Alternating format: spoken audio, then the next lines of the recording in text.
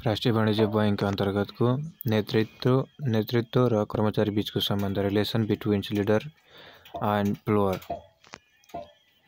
नेतृत्व र कर्मचारी संगठनका फरक पदीय दायित्व वहन गरेका अत्यन्तै महत्त्वपूर्ण मानव संसाधन हुन्। नेतृत्व आफ्नो आन्तरिक खुबी र पदीय अधिकार र प्रभावको माध्यमबाट अरूलाई प्रभावित पार्ने मानव संसाधन हो भने कर्मचारी नेतृत्वको मातहतमा रही उसको आदेश तथा निर्देशन शिरोधार्य गरी कार्य सम्पादन गर्ने मानव संसाधन हो। एउटा संगठनको भावी दिशा कता जाने भन्ने कुरा नेतृत्व र मातहतका कर्मचारीहरूको सम्बन्ध र पदीय जिम्मेवारीको बाँडफाँडले धेरै हदसम्म निर्णायक भूमिका खेलिरहेको हुन्छ। नेतृत्वका विभिन्न सिद्धान्तहरू जस्तै डेमोक्रेटिक लिडरसिप, क्रेमेस्टिक लिडरसिप, अटोमेटिक लिडरसिपहरूमध्ये पदीय जिम्मेवारी कस्तो छ र त्यसको आधारमा कर्मचारीहरूसँग व्यवहार गर्नुपर्दछ। नेतृत्वले कर्मचारीलाई काम, कर्तव्य र अधिकारको बाँडफाँड, निर्देशन, नियन्त्रण र सुपरिवेक्षणका आधारमा कार्य वातावरण सिर्जना गर्नुपर्दछ। एउटा सफल नेतृत्व त्यो हो जसले कर्मचारीलाई उत्प्रेरित तथा हौसलाका साथ कार्यालयमा कामहरू सम्पादन गराउँदछ। बैंक तथा वित्तीय संस्थामा त झन् कार्य वातावरण प्रभावकारिता धेरै हदसम्म शाखा प्रबन्धक र मातहतका कर्मचारीको सम्बन्धमा भर पर्दछ। नेतृत्व र कर्मचारीको सम्बन्धमा प्रभाव पार्ने तत्त्वहरू: संगठनको लक्ष्य तथा उद्देश्यमा स्पष्टता, कर्मचारीको कार्य सम्पादन मूल्याङ्कन, निश्चित वैज्ञानिक आधार हुने, कर्मचारीको स्वरूप बढुवा वैज्ञानिक र प्ररूपले हुने, मातहतका कर्मचारीलाई अधिकारको प्रत्यायोजन, प्रभावकारी सञ्चारको व्यवस्था, नेतृत्व प्रबल लागू गर्ने, दण्ड र सजायलाई वैज्ञानिकता, गुनासो सुनवाईको उचित व्यवस्था, नेतृत्व अभिमुखीकरण तालिमको व्यवस्था, सकारात्मक सोच तथा सबैमा उचित व्यवहार। नेतृत्व भन्नाले सामूहिक उद्देश्य प्राप्तिका लागि परिस्थिति अनुसार अनुयायीहरूलाई प्रभावित गर्न सक्ने क्षमता वा गुणलाई जनाउँदछ। यसले संस्थाको भिन्न उद्देश्य प्राप्तिमा व्यक्तिहरूलाई प्रोत्साहित गर्दछ।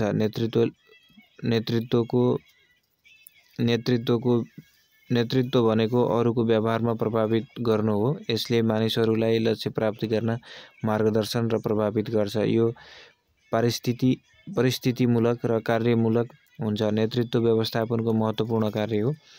यहाँ व्यवस्थापकीय प्रभावकारिताको साँचो हो। सांगठनिक सफलता नेतृत्वको क्षमतामा भर पर्दछ। नेतृत्वबाट संगठन वा समूहको व्यवहार अध्ययन गर्न र पूर्वानुमान गर्न सकिन्छ। यसका अलावा नेतृत्वबाट व्यक्तिको व्यवहार लक्ष्य उन्मुख गर्न वा परिवर्तन गर्न सकिन्छ। नेतृत्वले संगठन वा समूहमा विश्वासको वातावरण बनाउन सक्छ। त्यसैगरी कामदारको आत्मविश्वास, मनोबल, इच्छा र उत्साहलाई सम्मान, लक्ष्य प्राप्तितर्फ केन्द्रित गर्न पनि नेतृत्व महत्त्वपूर्ण हुन्छ। नेतृत्व भनेको अन्य व्यक्तिलाई परिचालन गर्ने र उनीहरूको प्रयत्नलाई लक्ष्यतर्फ निर्देशित गर्ने तथा उनीहरूबाट उत्प्रोक्त लक्ष्य पूरा गर्न प्रभाव पार्ने प्रक्रिया हो। नेतृत्व भनेको लक्ष्य प्राप्त गर्नेतर्फ एउटा समूहबाट प्रभाव पार्ने क्षमता।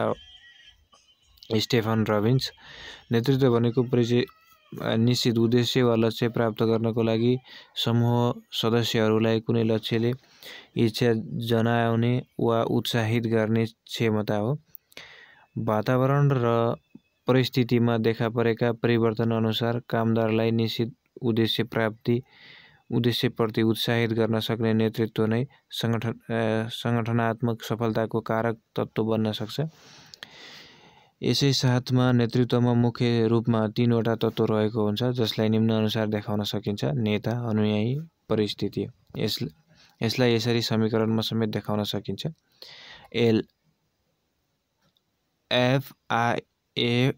IFS, H L's leaders, F followers, S situation. उल्लेखित समीकरण अनुसार नेतृत्व भनेको एउटा नेताले आफ्नो अनुयायीलाई परिस्थिति अनुसार निश्चित लक्ष्य प्राप्तितर्फ इच्छा जगाउने वा उत्साहित गर्ने प्रयत्न वा क्षमता हो।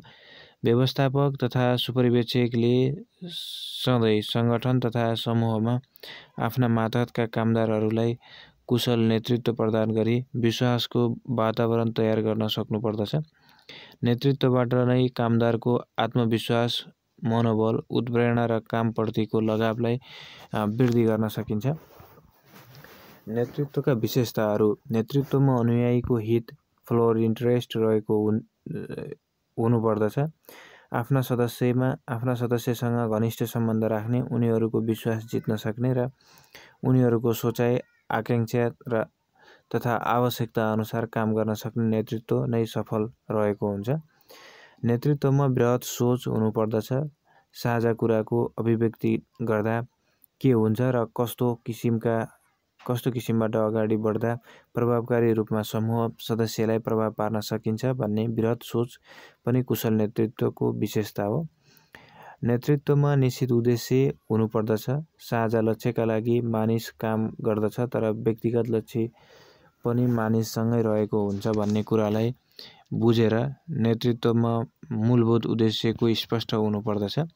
धैर्यता नेतृत्वको अर्को विशेषता हो। नेतामा अनुयायीको विरोध, आलोचना र विचार सुन्ने धैर्यता हुनुपर्दछ। एकतर्फी कुराबाट नेतृत्व प्रभावकारी हुन सक्दैन। नेतृत्व कुशल हुन कार्य स्पष्टता हुनुपर्दछ। कसैले के काम गर्ने, कुन कामका लागि को जवाफदेही हुने भन्ने कुरामा स्पष्टता नभएसम्म नेतृत्वको औचित्य रहँदैन। परिस्थिति अनुसार नेतृत्व शैलीको उपयोग गरिएको हुन्छ। नेतृत्व मानिसप्रति उन्मुख र प्रवृत्तिप्रति उन्मुख हुनुपर्दछ। नेतृत्वका महत्त्वहरू। नेतृत्वले व्यक्तिगत, समूहगत र सङ्गठनात्मक लक्ष्य निर्धारण गर्न मद्दत गर्दछ। लक्ष्य बिना नेतृत्वको कुनै अर्थ रहँदैन। कुशल नेतृत्वको लागि संरचना आवश्यक हुन्छ र उचित संरचनाबाट सङ्गठनको नीति नियमको कार्यान्वयनमा प्रभावकारिता आउँदछ। नेतृत्वले समूहमा सङ्गठनमा अन्तर्क्रिया गराउँदछ र छलफल र अन्तर्क्रियाबाट क्रियाकलापलाई कसरी अगाडि बढाउने भन्ने आधार मिल्दछ। कुशल नेतृत्व त्यति बेला झल्किएको हुन्छ जति बेला समूहमा सबै सदस्य र अनुयायीहरू उत्प्रेरित भएका हुन्छन्। नेतृत्वमा अनुयायीको भावना, प्रतिष्ठा र आवश्यकताको प्रतिनिधित्व गर्नुपर्दछ। नेतृत्वले सङ्गठनलाई गति दिन सक्छ। नेतृत्वका कार्यहरू। नेतृत्वको सबैभन्दा मुख्य कार्य भनेको लक्ष्य प्राप्ति गर्नु हो। यसको लागि नेतृत्वले आफ्ना अनुयायीहरूलाई मार्गदर्शन र प्रभावित गर्दछ। अनुयायीहरूलाई मार्गदर्शन र प्रभावित गर्दछ।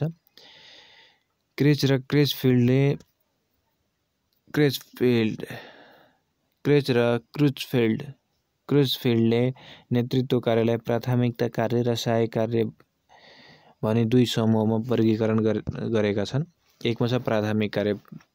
प्राथमिक कार्यहरू नेतृत्वले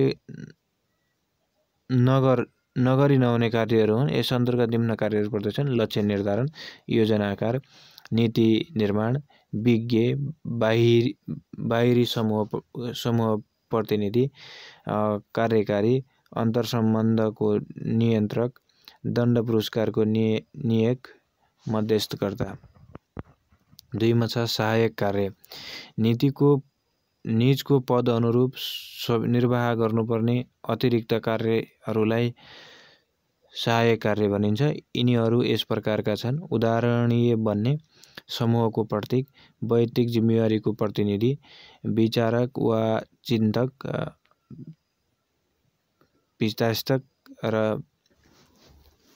पितास्वरूप र लान्छना स्वीकार्ने व्यक्ति। नेतृत्वको शैली भनेको व्यवहारको तरिका हो। यसर्थमा नेतृत्व शैली भनेको नेताले कसरी अरूलाई प्रभाव पार्छ भन्ने तरिका हो। वास्तवमा नेतृत्व सिद्धान्तको अध्ययन नै नेतृत्व शैलीको आधारमा गरिएको हुन्छ। नेतृत्व शैली पनि प्रमुखमा केन्द्रित वा मातहतका कर्मचारीमा केन्द्रित दुवै हुन सक्दछ, तर पनि बृहत रूपमा हेर्दा नेतृत्व निम्न शैली नै बढी लोकप्रिय पाइन्छ। निरङ्कुश नेतृत्व, प्रजातान्त्रिक नेतृत्व, स्वतन्त्र नेतृत्व, आधिकारिक नेतृत्व, सहभागितामूलक नेतृत्व, स्वीकृतिमूलक नेतृत्व। एकमा छ निरङ्कुश नेतृत्व। यो नेतृत्वमा तानाशाही प्रवृत्तिमा व्यवहार गरिएको हुन्छ, अर्थात् नेताले मातहतका कामदारहरूसँग विचार विमर्श नगरी आफूले पाएको अधिकार अनुरूप कडा व्यवहार गर्दछ। यसमा मातहतका कर्मचारीहरू समेत जागिर खोसिएला वा सजाय होला भन्ने डरले निरङ्कुशता सहन बाध्य हुन्छन्। पावर एन्ड डिसिजन मेकिङ नेतामा केन्द्रित हुन्छ। निरङ्कुश हुकुमी शासन लाद्न खोज्ने, अनुयायीहरूको पूर्ण आज्ञाकारिता खोजिन्छ। नेताले इच्छाअनुसार पुरस्कार र दण्ड दिन्छ। नेताले सूचनालाई नियन्त्रण गर्छ। नेतृत्वले आफ्नो प्रशंसा चाहन्छ। नेतृत्वले त्रुटि वा असफलतामा प्रश्न उठाउन पाउँदैन। सङ्गठनमा गतिविधि पूर्ण रूपले पारदर्शी हुँदैन। नियम कानुनको उल्लङ्घन निरन्तर भइरहन्छ। नेतृत्वसित क्षणिक सोच र कार्यक्रम रहन्छ।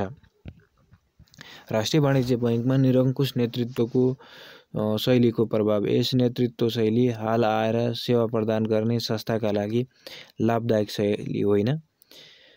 बैङ्कमा या नेतृत्व लागू गर्न खोजिएका निम्न नकारात्मक प्रभाव पार्न सक्दछ। यद्यपि यसले कर्मचारीमा भने अनुशासित बनाउन र निर्णय छिटो हुने र केन्द्रीय निर्णय प्रणाली विकास हुने दुईमत भने छैन। कर्मचारीको आत्मसम्मानमा आघात पुग्ने महसुस हुने, कार्यगत एकताको अभाव देखिने, कर्मचारी मनोवैज्ञानिक रूपमा असन्तुष्ट हुने, कामदारहरू विचलन भई उत्पादकत्व घट्ने र विस्थापन दर बढ्दै जाने। 2 नम्बरमा छ प्रजातान्त्रिक नेतृत्व। प्रजातान्त्रिक नेतृत्व कामदारको विचार वा कुरालाई सुनेर उनीहरूको विश्वास लिएर काम गरिएको हुन्छ। कर्मचारीहरूलाई अवसर दिने र उनीहरूको भावनाको कदर गर्नाले कार्यकुशलता र प्रभावकारिता वृद्धि हुन थाल्छ। यो लिडरसिप एन्ड फ्लोर्स क्रेडिट हुन्छ। यो शैलीमा शक्ति र निर्णय गर्ने अधिकार विकेन्द्रीकरण हुन्छ। छलफल, सरसल्लाह र सहभागितालाई प्रोत्साहन गरिन्छ। अधिकार प्रत्यायोजन गरिन्छ। सञ्चार दुईतर्फी हुन्छ। नेता र अनुयायी दुवैले एकअर्कालाई प्रभाव पार्दछ। पुरस्कार दण्ड कार्य सम्पादनमा आधारित हुन्छ। नीति निर्माण सामूहिक छलफलबाट निर्धारित हुन्छ। नेतृत्वले व्यक्तिगत प्रशंसाभन्दा कार्य उत्पादन चाहन्छ। सङ्गठनका गतिविधि पारदर्शी हुन्छन्। नेतृत्वले चयन, निर्वाचन वा बहुमतको निर्णयबाट गरिन्छ। नेतृत्वको कामको मूल्याङ्कन हुन्छ। सहयोगीलाई स्वतन्त्र रूपमा कार्य गर्न दिइन्छ। नेतृत्वशील दीर्घकालीन सोच र कार्यक्रम रहन्छ। राष्ट्रिय वाणिज्य बैङ्कमा प्रजातान्त्रिक नेतृत्व शैलीको प्रभाव। आजको बैङ्कको नेतृत्व प्रजातान्त्रिक शैलीको हुनु अत्यावश्यक छ। यो शैलीले नै नेतृत्व र सङ्गठनमा सकारात्मक सन्देश जान सक्दछ। यो शैलीले नेतृत्व भएमा राष्ट्रिय वाणिज्य बैङ्कमा हुने सकारात्मक प्रभाव देखाए बमोजिम पर्दछ। कर्मचारी अधिकार सम्पन्न हुन्छ। यसमा कर्मचारीले स्वस्फूर्त रूपले नेतृत्वसँग राय परामर्श दिन सक्छ। नेता र अनुयायी बीचमा सुमधुर सम्बन्ध कायम भई गुनासो, मतभिन्नता र अस्वस्थ प्रतिस्पर्धा कम भएर जान्छ। कर्मचारीहरूमा आत्मगौरवको अनुभूति बढेर जान्छ, जसले कार्यसन्तुष्टि र उत्प्रेरणा वृद्धि हुन्छ। कर्मचारीहरूले आफूभित्र भएको ज्ञान, सिप, क्षमता प्रदर्शनमा मौका पाउँछन्। 3 नम्बरमा छ स्वतन्त्र नेतृत्व। स्वतन्त्र नेतृत्वमा नेता, अनुयायी वा समूह स्वतन्त्र हुन्छ। हरेक प्रकारको काममा नेतृत्व सकभर टाढा रहने कोसिस गर्छ। यो नेतृत्व शैली उपयोग गर्दा मातहतका हरेक कामदार योग्य छन् र कामलाई कुशलतापूर्वक गर्न सक्छन् भन्ने मान्यता राखिन्छ। यो शैली अनुयायी केन्द्रित हुन्छ। यो शैलीमा शक्ति र निर्णय गर्ने अधिकार अनुयायीहरूमा रहन्छ। नेताले सहजकर्ताको भूमिका खेल्दछ। नेताले शक्ति र नियन्त्रणको अति कम प्रयोग गर्दछ। अधिकार र जिम्मेवारी विकेन्द्रीकृत हुन्छ। अनुयायीहरूले आफ्नो क्षमताको प्रभावकारी प्रयोग गर्दछन्, स्वनिर्देशित र स्वनियन्त्रित हुन्छन्, जिम्मेवारी लिन खोज्छन्। नेताको हातमा कुनै शक्ति नहुने, निर्देशनमा कम चाहना राख्ने, समूहले नै निर्णय गर्ने, समूहमा सबैलाई आफ्नो किसिमको काम गर्न छुट, समूह मुख्य नेता सहयोगी। राष्ट्रिय वाणिज्य बैंकमा स्वतन्त्र नेतृत्व शैलीको प्रभाव, सकारात्मक प्रभावहरू। नेताले मातहतका कर्मचारीको कार्यमा हस्तक्षेप नगर्नाले कर्मचारीहरू निर्धक्क साथ काम गर्न सक्छन्, जसले सृजनशीलता र रचनात्मक क्रियाकलापमा वृद्धि आउन थाल्छ। कर्मचारीमा आत्मविश्वास र आत्मगौरव र उपलब्धि भावको विकास गर्छ। उनीहरू आफै आफ्नो कामप्रति जिम्मेवार र जवाफदेही हुन रुचाउँछ। कर्मचारीहरूको कम गुनासो गर्छन् र सिप निखार ल्याउने मौका पाउँदछन्। नकारात्मक यस किसिमको शैलीले प्रत्यक्ष नियन्त्रण नहुनाले कामहरू अव्यवस्थित बनाउन सक्छ। कर्मचारीमा निर्णयमा अन्यल हुने, उच्च नैतिकता र प्रतिबद्धता नहुने। कर्मचारीहरूको यो शैली उत्पादक हुने। यो शैली निरङ्कुश शैलीभन्दा राम्रो तर स्वतन्त्र शैलीभन्दा अप्रभावकारी मानिन्छ। 4 नम्बरमा छ आधिकारिक नेतृत्व। आधिकारिक नेतृत्व पनि अधिकारको प्रयोग गर्ने क्रममा निरङ्कुश भएको हुन्छ, तर यो मातहतका कामदारलाई केही अधिकार प्रत्यायोजन गरिने हुँदा पूर्ण निरङ्कुश हुन चाहिँ हुँदैन। यस प्रकारको नेतृत्व नेतामै निर्णयको मुख्य स्रोत हो। यस नेतृत्वमा नेताले कर्मचारीहरूलाई प्रचलित कानुन बमोजिम ल्याइन्छ। यसको सकारात्मक प्राप्त अधिकार अनुसार नेतृत्व दिइने हुनाले निरङ्कुश शैलीभन्दा यसलाई कर्मचारीको स्वीकार्दछ। केही हदसम्म अधिकारको प्रयोग गर्ने भएकाले कर्मचारीमा आत्मसम्मान रहने। केन्द्रीय नियन्त्रण प्रणाली रहने। नकारात्मक कर्मचारीको सहभागिता न्यून। अधिकारको नाममा निरङ्कुशता हुँदा कर्मचारीको गुनासो र असन्तुष्टि रहिरहने। यो नेतृत्व समेत बैठकमा उचित नहुने। 5 नम्बरमा छ सहभागितामूलक नेतृत्व। यस प्रकारको नेतृत्व आजको समयमा सबैभन्दा स्वीकार्यको नेतृत्व हो, जसमा कर्मचारीलाई सङ्गठनको विभिन्न निर्णय कार्यमा व्यापक शरीक गराइन्छ। हरेक निर्णयमा तल्लो कर्मचारीहरूको समेत सहभागिताको निर्णयमा अपनत्व रहन्छ। नेता र अनुयायी बीच सम्बन्ध र सहकार्य रहन्छ। सकारात्मक सङ्गठनमा हामी भन्ने भावना विकास हुन्छ। कर्मचारी बीच द्वन्द्व, विरोध र अस्वस्थ प्रतिस्पर्धा हराउन सक्छ। कर्मचारीको सृजनात्मक कार्यमा उत्साहित भई काम गर्छ। नकारात्मक खर्चिलो र बढी समय लाग्ने, निर्णयमा ढिलासुस्ती र गलत निर्णयको अपनत्व नलिने प्रवृत्ति, संस्थाको गोप्यता चुहावट हुने।